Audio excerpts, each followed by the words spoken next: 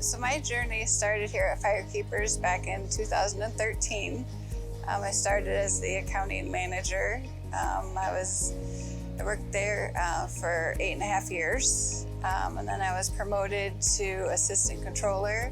I did that for 1.5 years, and then this past year, I was the director of finance.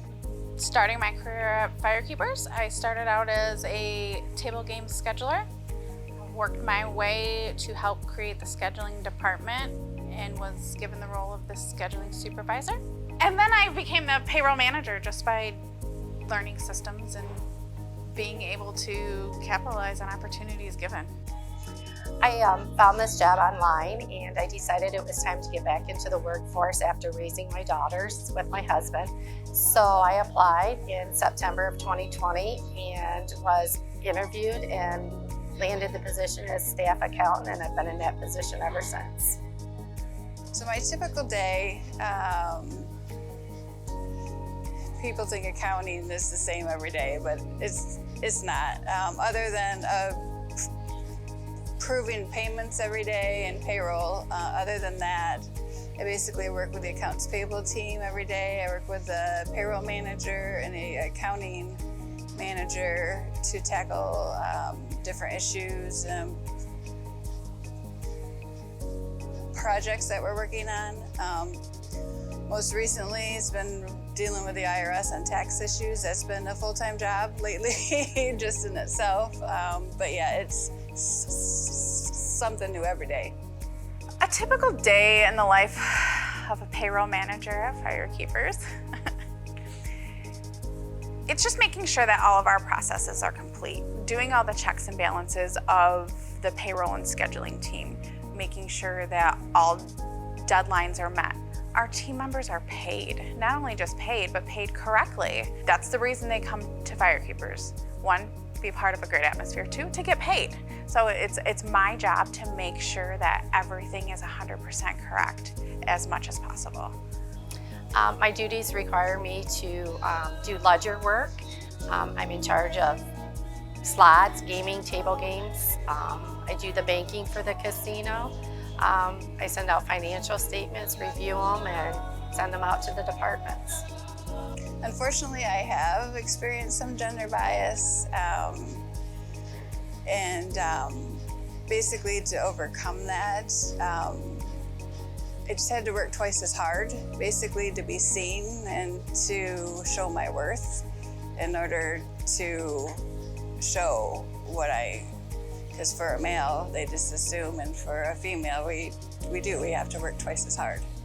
Being in a payroll position, you're automatically thrown into a gender bias. Like, it's a female role, right? Only females can really thrive in the payroll world. But it's so much more, and trying to open people's eyes that there's so much more behind a desk job. It's been challenging, but stepping up and having your ideas heard and making sure that your voice is heard just a little bit louder has helped me create new things here at the casino, because my voice is being heard. I am being taken seriously because I'm speaking up for myself and for my departments. Yes, I have encountered gender bias and stereotypes in my career. Early on, I started in the road construction and agricultural industry, which were male-dominated fields. Leadership roles and genuine female relationships were hard to come by. This motivated me to find leadership roles in the workplace and also in my personal life. Yeah, I think the advice that I would give is just plan on working hard, because unfortunately the gender bias is still out there. So you're gonna have to work hard. You're gonna have to work twice as hard.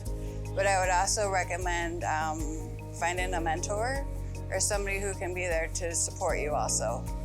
Advice I'd give to females wanting to get into a leadership role is don't be afraid to let your voice be heard.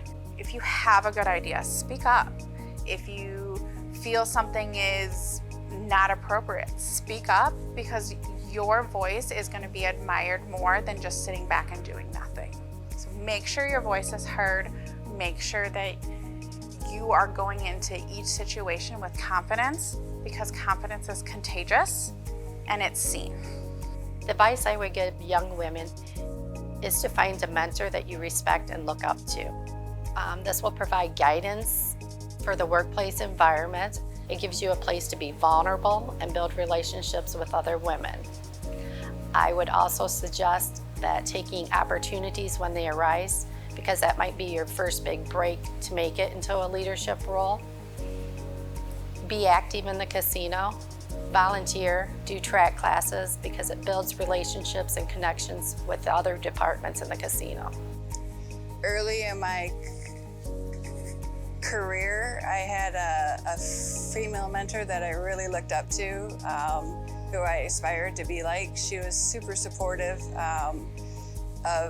and just raised up other women. I have a stutter, so I never saw myself in a leadership position. I guess I just thought people would think I was either uneducated or unworthy of the position.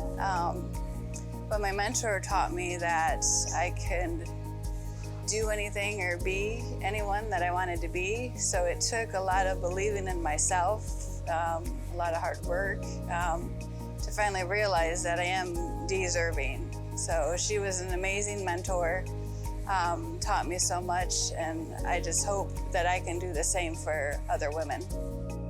Having visible female leadership roles in a workplace is very important. It shows the community, the employees that work for the company, that not only are women capable of these jobs, but that our company offers it to them as well. Having females visible in leadership positions is beneficial to the company. It shows other women that they can be promoted and rewarded for performance based on merit. It'll also help to inspire future generations of our colleagues to seek promotions and to know their self-worth. Other than just knowing that you have to work hard, it's just an expectation. So I know and I plan, and I know I need to work hard. I know we've come a long way, which is exciting, but I know we got a long way to go. So just knowing that we got to keep up that fight. And then I try and be supportive of other women. So it's exciting to see other women doing well, so that helps to motivate me as well. So every day is a very demanding need, whether it's at work, whether it's at home, constantly being needed. So when I leave certain situations, I hit a little light switch. When I leave work, work stays at work. When I leave home, home stays home. And that's really helped me transition to keep my mental clarity with whatever I'm doing, to not let things overflow into each other, because ultimately my home life is the most important. So bringing work home makes it stressful. So I just hit this little light switch and just turn it off. I have incorporated several opportunities or habits into my life. I started daily exercising, which keeps my mind clear and active. I also have a daily planner, which I write motivational sayings in to keep me motivated on the goal that I want to reach. I send out weekly texts to my college-age daughters to inspire them to be the best version of themselves they can be, and to encourage them that when life throws you a curveball, you can overcome anything with the right mindset. I think having a family support system is very valuable. My husband is a great supporter of all the females in his life. My husband has encouraged us to put ourselves out there and to be the best that we can be. Yeah, I think celebrating these amazing women and just hearing their stories and their journeys will help awareness of just their struggles that they've been through, and just the ones that they're going through now, and just that awareness alone will have an impact. Celebrating National Women's Month is huge. It's showing not only our community, but the world, that women can do this too. That women can take over the workforce and have these higher ranked positions. And it gives young girls something to look forward to. It's not just athletes that are shining the light for women. It's the everyday workers as well. And highlighting this is showing females all over the world that you can do it too. I think it is important to have awareness for gender equality. In the current situation in labor market, women have been overlooked and dismissed for a long time. And to fill the gaps in the workplace, we need to engage women and show that they are promotable with leadership skills. I think we kind of touched on that a little bit, was that one that I had early on in my career, the impact that she had on me. She basically helped make me the person that I am today. I don't know that I would have the strength to be where I am today, and believing in myself. Like I said, with my stutter, she was actually one of my bosses, and she helped to promote me, and because she had such faith in me.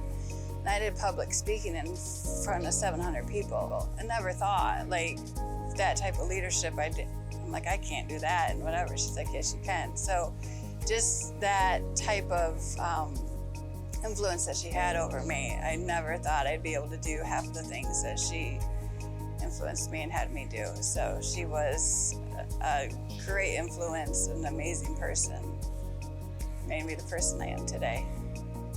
My whole life, my grandmother has been my biggest role model.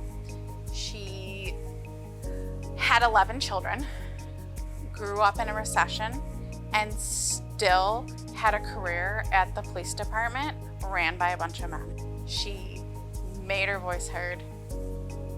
She let her opinions be known, and she had an amazing career and life built because she broke the barrier of this is what your life is supposed to be. And she said, no, it's not. I'm not just a mom. I'm not just a wife. There's so much more to me.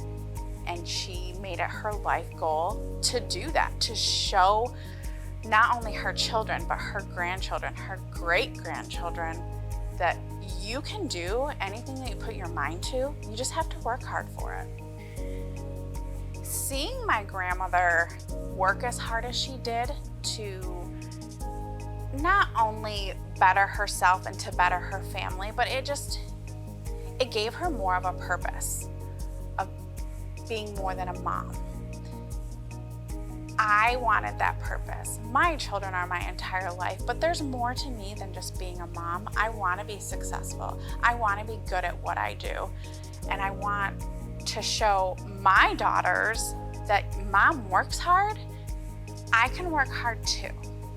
And seeing already in my teenage daughter's activities, she sees what I do through what my grandmother did.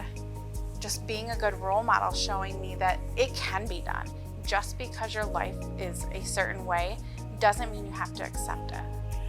A figure that stands out to me is Princess Diana. She endured some of the most life's challenging, unsettling moments of her life, but she endured them with strength and leadership. She went on to be a champion and a survivor for many organizations, and she did it while maintaining grace and dignity. Two women personally that stand out as leaders to me is my mom, Mary Ann, and my mother-in-law, Vera. They grew up during challenging times, had trials and tribulations that they encountered along the way. They faced them with resilience, determination, and focus. They overcame these challenges when the workforce was not in favor of having women in any leadership positions. Ultimately, I just want girls to realize you can do it too. You can do it too. It's not just a man's world, because behind the wall, the women run the show. So let it be seen.